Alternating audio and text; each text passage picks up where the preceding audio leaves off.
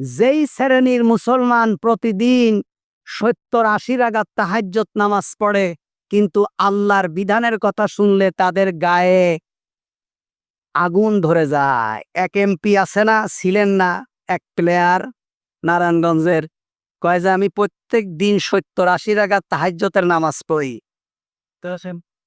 কাবা শরীফের ইমাম জীবনে পড়েছে? আপনার কি বিশ্বাস হয়?